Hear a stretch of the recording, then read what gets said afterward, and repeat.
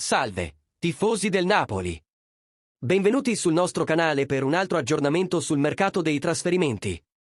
Se non vi siete ancora iscritti, cogliete l'occasione per cliccare sul pulsante di iscrizione e lasciare il vostro like per aiutarci a continuare a portarvi tutte le ultime notizie sul Napoli.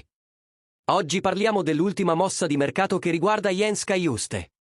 Secondo le ultime notizie provenienti da Milano, il centrocampista danese ha accettato un'offerta del Brentford ed è in procinto di trasferirsi nel club inglese. Cajuste arriverà a Londra lunedì prossimo per svolgere i test medici e firmare il contratto. L'accordo con il Brentford è un contratto di 1+4 anni, cioè un anno iniziale con opzione di rinnovo per altri 4 anni. Il Napoli riceverà 12 milioni di euro per il prestito con obbligo di riscatto. Si tratta di un passo importante per il Napoli, che sta perfezionando la rosa in vista della nuova stagione. La partenza di Cajuste potrebbe aprire spazio a nuovi acquisti e a movimenti a centrocampo. Cosa ne pensate della partenza di Cajuste e dell'arrivo di nuovi rinforzi al Napoli?